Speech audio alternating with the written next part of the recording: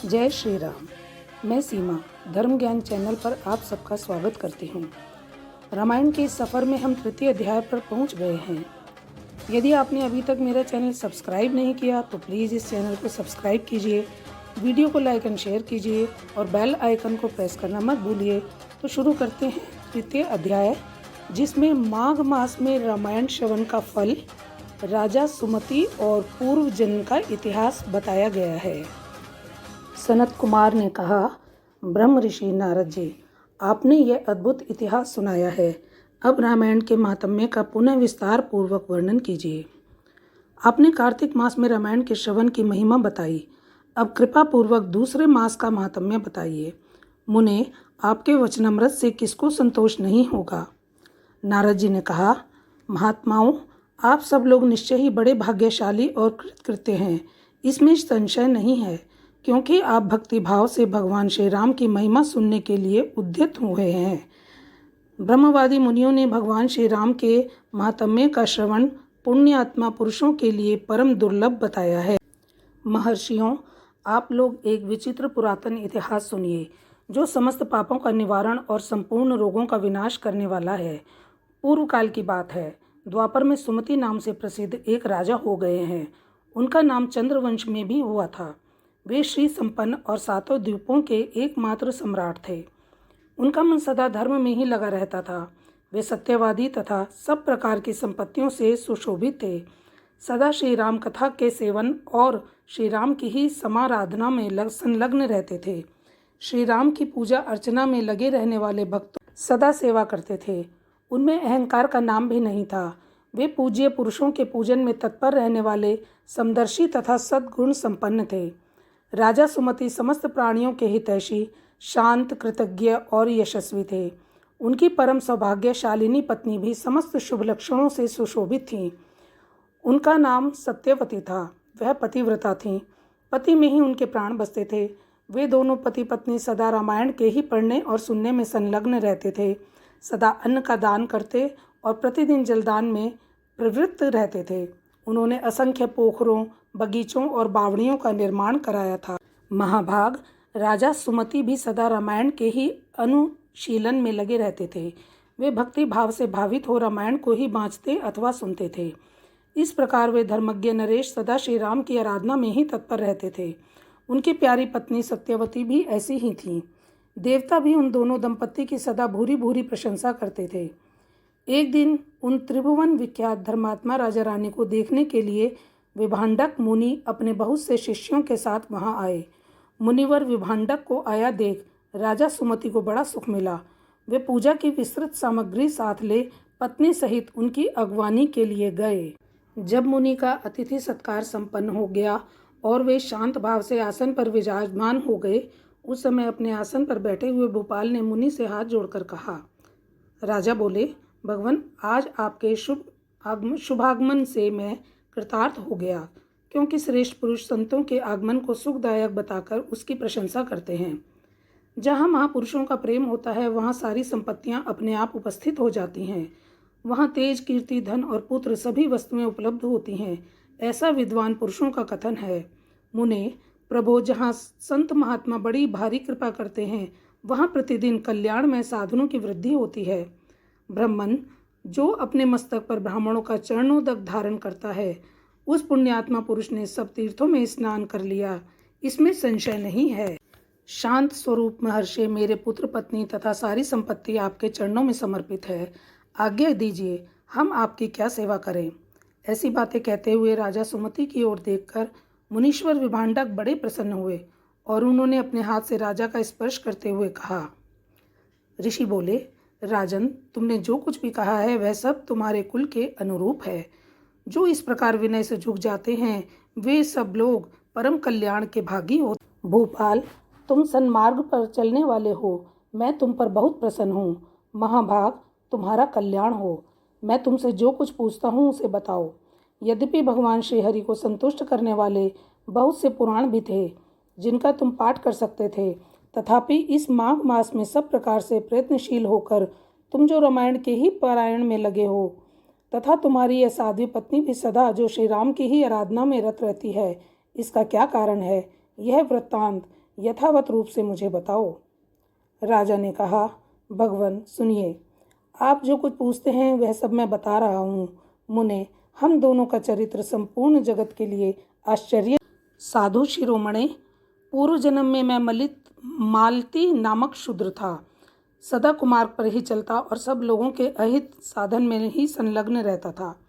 दूसरों की चुगली खाने वाला, धर्मद्रोही, देवता संबंधी द्रव्य का अपहरण करने वाला तथा महापातकियों के संसर्ग में रहने वाला था। मैं देव संपत्ति से ही जीविका चलाता था। गो हत्या, ब्राह्मण हत्या और चोरी करना यही अपना धंधा था। मैं सदा दूसरे प्राणियों की हिंसा में ही लगा रहता था। प्रतिदिन दूसरों से कठोर बातें बोलता, पाप करता और वेश्याओं में आसक्त रहता था। इस प्रकार कुछ काल तक घर में रहा। फिर बड़े लोगों की आज्ञा का उल्लंघन करने के कारण मेरे सभी भाई बंधुओं ने मुझे त्याग दिया और मैं दुखी होकर वन में चला आया।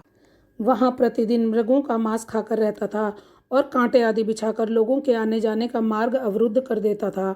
इस तरह अकेला बहुत दुख भोगता हुआ मैं उस निर्जन वन में रहने लगा। एक दिन की बात है, मैं भूखा प्यासा, थका मांदा, निद्रा में झूमता हुआ एक निर्जन वन में आया।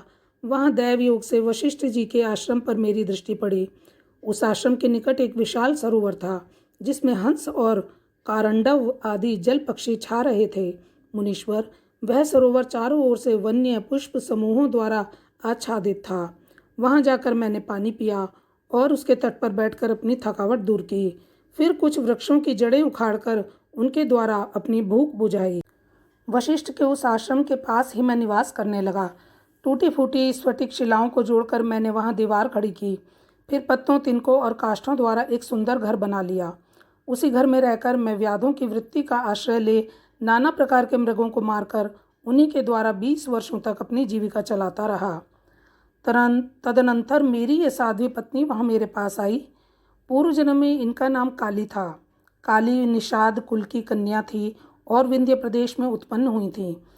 उसके भाई बंधुओं ने उसे त्याग दिया था। वह दुख से पीड़ित थी। उसका शरीर वृद्ध हो चला था। ब्राह्मण, वह भूख प्यास से शिथिल हो गई थी और इस सोच में पड़ी थी कि भोजन का कार्य कैसे चलेगा। दैव योग से घूमती घामती वह उसी निर्जन वन में आ पहुंची जिसमें मैं रहता था। गर्मी का महीना था। बाहर इसे धूप सता रही थी और भीतर मानसिक संताप अत्यंत पीड़ा दे रहा था। इस दुखिनी नारी को देखकर मेरे मन में बड़ी दया आई। मैंने इसे पीने के लिए जल तथा खाने के लिए मांस और जंगली फल दिए। ब्राह्मण, काली जब विश्राम कर चुकी तब मैंने उससे उसका यथावत वृतांत पूछा। महामुने, मेरे पूछने पर उसने जो अपने जन्म कर्म का निवेदन किए थे उन्हें बताता हूँ, सुनिए। उसका नाम काली था और वह निषाद कुल की कन्या थी। विद्वान, उसके पिता का नाम दाम्भिक था। वह उसी की पुत्री थी और विंध्य पर्वत पर निवास करती थी। सदा दूसरों का धन चुराना और चुगली खाना ही उसका काम था। एक दिन उसने अपने पति की हत्या कर डाली, इसलिए भाई बंधुओं ने उसे घर से निकाल दिया। ब्राह्मण, इस तरह परित्यक्ता काली उस दुर्गम एवं निर्जन वन में मेरे पास आई थी। उसने अपनी सारी करतूतें मुझे इसी रूप में बताई थीं। मुने, तब वशिष्ठ जी के उस पवित्र आश्रम के निकट मैं और काली दोनों पति पत्नी का संबंध स्वीकार करके रहने और मांसाहार से ही जीवन निर्वाह करने लगे। एक दिन हम दोनों जीविका के निमित्त कुछ उद्यम करने के लिए वहां वशिष्ठ जी के आश्रम पर गए। महात्मन, वहां देव ऋषियों का समाज जुटा हुआ था। वही देखकर हम उधर गए थे। वहां माघ मास में प्रतिदिन ब्राह्मण लोग रामायण का पाठ करते दिखाई देते थे। उस समय हम लोग निराहार थे और पुरुषार्थ करने में समर्थ होकर भी भूख प्यास से कष्ट पा रहे थे। अतः बिना इच्छा के ही वशिष्ठ जी के आश्रम पर चले गए थे।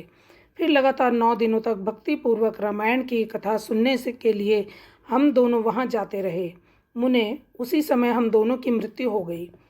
हमारे उस कर्म से भगवान मधुसूदन का मन प्रसन्न हो गया।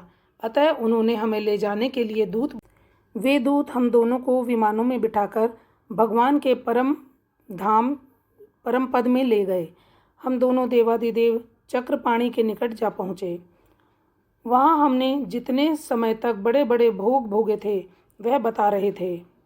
सुनिए, कोटि सहस्त्र और कोटि शत युगों तक श्री राम धाम में निवास करके हम लोग ब्रह्मलोक में आए। वहाँ भी उतने ही समय तक रहकर हम इंद्रलोक में आ गए।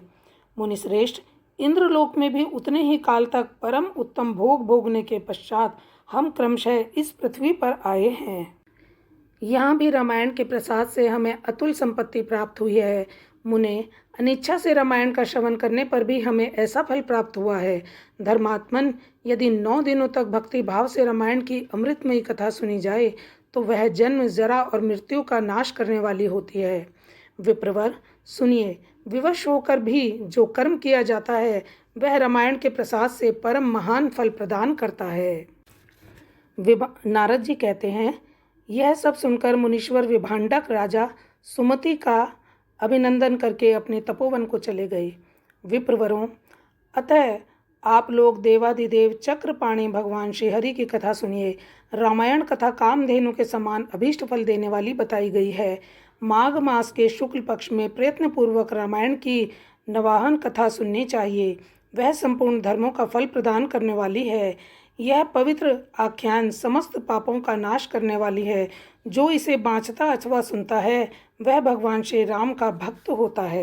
इस प्रकार श्री स्कंद पुराण के उत्तर खंड में नारद सनत कुमार संवाद के अंतर्गत रामायण महात्म्य के प्रसंग में माघ मास में रामायण कथा श्रवण के फल का वर्णन नामक तीसरा अध्याय पूरा हुआ। तो संगत जी, यहाँ तीसरा अध्याय पूरा हो गया है और नेक्स्ट यानी चतुर्थ अध्याय हमारी नेक्स्ट वीडियो में आएगा। पाठ पढ़ते समय मुझसे कोई गलती हुई हो तो प्लीज़ मुझे क्षमा कर दीजिए। और अगर आपको मेरे प्रयास पसंद आया हो तो प्लीज़ मेरी वीडियो को लाइक कीजिए, शेयर कीजिए, चैनल को सब्सक्राइब कीजिए और बेल आइकन को प्रेस कीजिए। तो मिलते हैं अगली वीडियो में चतुर्थ अध्याय के साथ। जय श्री राम।